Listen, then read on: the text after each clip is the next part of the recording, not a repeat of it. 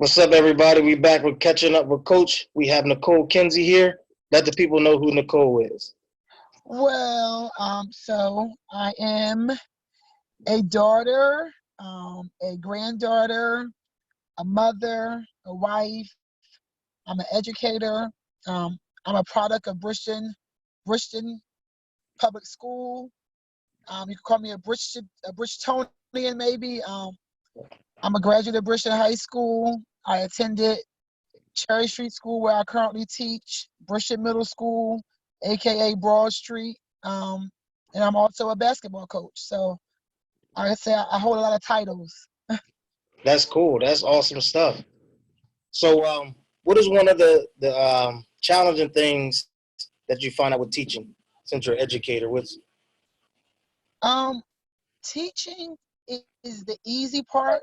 I Mm-hmm, would say making the connections and parent support and mm-hmm, just connecting with the parents is the most difficult part. I think mm-hmm. the kids is the easy part.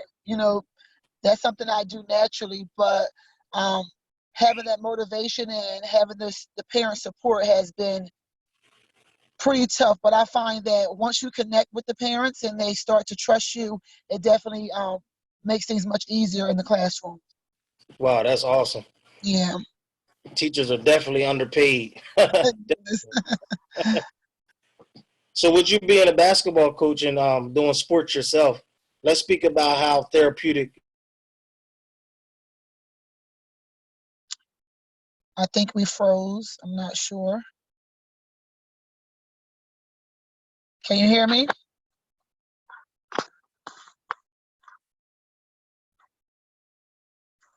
Because you're froze right now on my screen.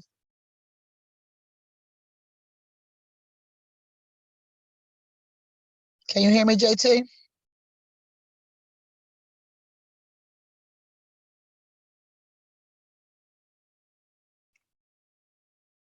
I think we froze on my end. All right, got you. Okay, great. All right, cool. So you were saying how therapeutic basketball was? Yeah. Yeah, so for me in particular, for me, basketball growing up was such an amazing outlet, and it really gave me my boost of self-esteem that I feel as though I needed at a time. It Mm-hmm. allowed me to feel confident without having to worry about the exterior so much. It allowed me to build my confidence on the court when I realized that my coaches were really into what I was doing. My players looked up to me. It kind of shaped my leadership abilities and everything. So basketball, really sports in general, because I played softball, basketball, field hockey, sports in general, and the family that I encountered playing sports has built up my leadership qualities, and I think it's very important, especially for young ladies, to um, to have a second set of a second environment so they can feel comfortable in. It's really tough for young ladies to be out here and be presentable or what society think is supposed to happen for us. So for me, when I went on the basketball court, I felt as though I can be exactly who I was, and I was rewarded for it. So it gave me confidence like no other. Wow, that's awesome stuff. That's good stuff to know that the girls really need that support and structure. And like you said, it gives them something else to build up their confidence instead of the exterior stuff. Absolutely. So with that, the state of girls basketball, how do you think we can get it back to being prominent like it once was? Yeah, I feel as though like my biggest thing is what matters most for any child is kind of like what happens in their home. I Mm-hmm. just think what we value in our home is so important. So what happens in those four walls can be the determining factor for everything. So I think that we need to encourage girls to go outside. We have girls very young, and I'm not knocking what anyone does, but they're getting nails done and getting this done at 9, 10 years old. So that child is not thinking about going and get dirty on the court or Yeah, going to a field hockey stick because they're worried about exterior stuff. So we exactly. kind of stunt their abilities, or we stunt their growth at a very young age because we put them in these particular roles that, in my opinion, is too mature. You know, at least let them try to get out there and try new things. One of the biggest things that I have is when I get my girls in middle school, they're in sixth grade. So in fifth grade, they want to play basketball for me because they like me as a teacher, right? So they're like, yes, yes, yes, we're going to play.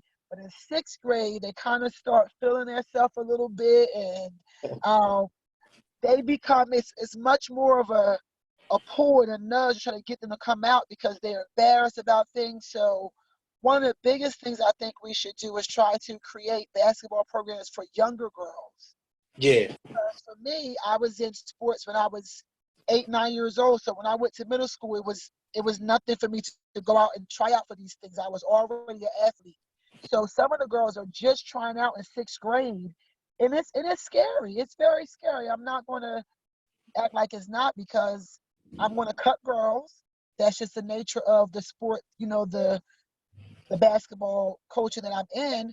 And I Yeah. do have a lot of girls that come out, but I can only keep 15 girls. So Exactly. I have to kind of get over that fear factor and just go for it. So it is a scary process. Whereas if they were already playing a sport, already got that confidence about what they were good at, they could then go out and showcase that when it's time for sixth grade. So I really wish we had more programs to get girls involved in sports much earlier than our middle school program that we have. Wow, that's awesome stuff. Yeah, because I know a lot of girls, they usually get, like you said, a late start on things. And it's unfortunate. When we go and play other cities and other schools, we can see such the gap between where our girls are and where these other girls are who've been playing. When they were 6 years old, 7 years old. It's such a delay, and it is discouraging. Because I think we have talented athletes in Cumberland County. That's something that we've never been sure of, but That's they're right. not developed well. They're not developed well because they start so late in the game. So I know we need to have more programs. I know you have your program over there that's working, which is great. I know Sarge has a program in Bridgeton. Um, but the struggle I find that is having more volunteers Yes. to Yeah. help. So, you know, Sarge does a great job, and Cindy Wilkes does a great job in Bridgeton trying to encourage those girls to come out. And I go when I can because, of course, I have my own two boys that Yeah. are in sports. So it's kind of like for me, what do I do? And at this point, I'm just saying that I want to be as involved in my own kids' life as possible. So it's such a strain, it's such a dilemma that we have to make all the time. Where do we want to give our time to? So I wish we had more volunteers that will come out and help. That's the truth. Yeah. Yeah, that's definitely the truth.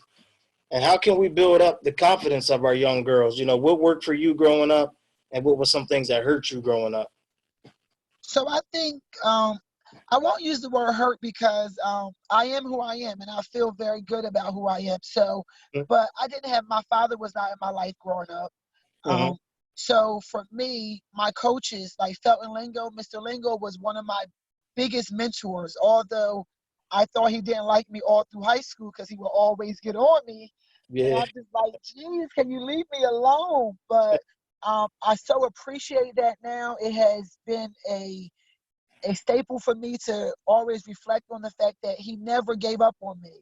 So me not having my father, I didn't really have that confidence of what, you know, I was supposed to look forward to. So that was one of the pitfalls, I would say.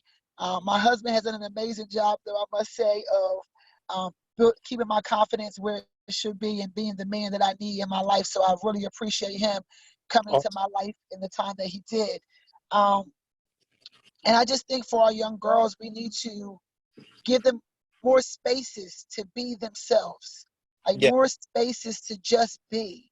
I think they're so worried about living up to this lie. It's a lie, what we see on TV. There's that's no other way around it besides it's a lie. And they're so worried about living up to that. And unfortunately, they need more role models. They need more role models that are showing them reality. You don't have to do X, Y, Z. that's right. Literally, what matters most is what is inside of you than what's outside of you. And it's Exactly. hard to combat that though when all they see is this false of what reality is. So I think again, what goes on in these young girls' homes, the women that we allow around them, the men that we allow around our young girls, is powerful, and we have to um, really focus on that. And I know parenting is hard. Listen, I don't think there's a perfect parent ever. There's no perfect parent. That's right. However, we have to be very meticulous and very thoughtful in what we do around our children. Because one of my mottos is my children will do nothing I say, but everything I do. That's the truth. And if I live by that, of course I hope they listen to me because I talk a lot. But if I but if I just believe that they would do everything I do, I have to live with that. And I need to be okay with whatever I'm doing in front of my kids. That's the truth. Yeah. And what you having boys, what is one of the biggest fears with them being minority boys? What is one of the biggest fears as a mom that you would say you have? One of my biggest fears is I want my kids to know that what's really real out there. Hmm. So my husband and I, we are very open about conversations that we have in our home. We're very open about um, what to be mindful of, Hmm. how you present yourself, what to believe in. We're very mindful about that. And I guess my biggest fear is that um, I don't want to I don't want to I don't want to overexpose them to stuff. That's right. However, I want them to know what it is. So I'm always teetering on, is this too much for them? Or is this just enough? So that's one of my concerns that I struggle with because I don't want them to be blindsided That's right. by, and my boys they're athletes, so people like them and people come to them and, oh, you're so great, and, oh, I can't wait to see you in this, and all the smiles and giggles, and I'm okay with that, but I need for them to understand that you're more than just an athlete. You're more than just someone's truck that's going to run over somebody, and for them to be able to display that at all costs is really important for me. But it's very scary just having them be in the world. It's a very scary feeling for me as a mother of black boys. Yep, sure is. I can understand that. Yeah.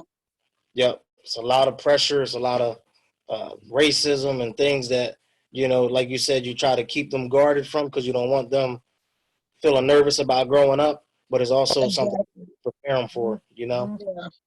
Yep. Yeah. So with the bigger picture, how do you think we could fix the community as a whole? How can we come together, and just put aside a lot of differences that we may have, or just, fix things, from the poverty to the crime, all that stuff. Yeah. What I can say is that what I've noticed is that there's many people doing community work, Hmm. right? If I go up and down my timeline, there's lots of people, and I mean, I'm so proud of the brothers. Like, you guys are out here doing it. More and more, I see more brothers out there giving back, going in their pockets. So we appreciate you. So thank you on that on the behalf of the whole community. But I wish we found a way to kind of collaborate more. That's right. Kind of work together so it won't feel so isolated when you're out there doing things, right?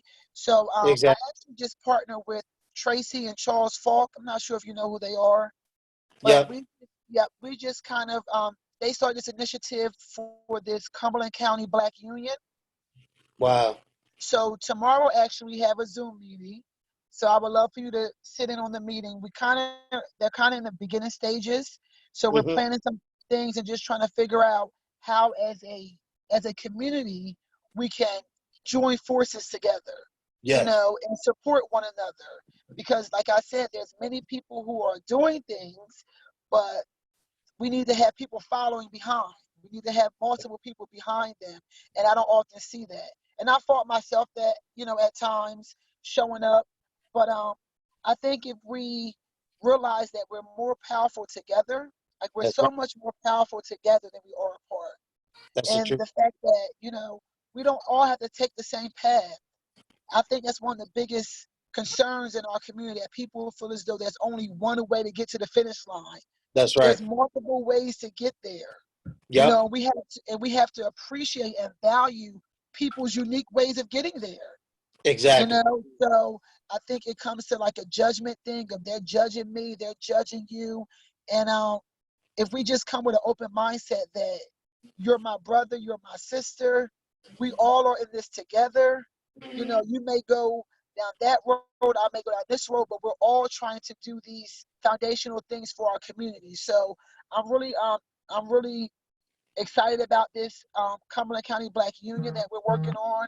We have this Juneteenth virtual um, weekend planned out, so Uh, we would love to have some of the community members take part in that. Um, I just think that we have to really appreciate ourselves. We are such amazing beings, and we don't appreciate our value to this world enough. So I think if we learn to self-appreciate and self-love, that things would turn around for us. wow, that's awesome stuff. And I like how you mentioned, about your husband's support. Talk about that for a minute. Just how important that is to have that foundational base at home. Yes, it's very important because I have my hands in a lot of stuff. You know, I move around a lot and everything, and he has his hands in some things. There's a lot of things as well. So us working together as a team, I'm not saying it's easy. That's right. I'm not saying it's easy. Uh-huh. However, we have made a commitment to do this, so we're going to do it. You know, so Awesome. it has been a blessing, and I'm just blessed. I'm blessed to have him and his mindset and his consistency. Like I've thought about it a few years ago. He has been the most consistent man in my life. So Wow. that's something that I am very appreciative of. That's awesome stuff. And I Yeah. appreciate how you can expound on that, because that's key for us men to know that we have that support, so Yes. thank you on his behalf for that, because Yeah. because like they say, behind every good man, there's a stronger woman, so thank Yeah. this, Well, thank you. and that's what it's about, that black family structure. And that's how we get to the finish line too, you know, Absolutely. at least for your boys to see, that'd be one of the greatest examples that they can have. Yep. Yep. We're trying. We're trying. So thanks again, sis. I know you were shy at first. I was, I don't really like this public speaking, but I appreciate you giving me the opportunity to get on here, though. I really do. Cool. And Yep. I've been watching you, so keep up the good work. We really appreciate you in the community. Thanks, sis. Thanks for You coming on, too. catching up with Coach. So I hope that you have a blessed night. You too. All right. Thanks. Bye bye.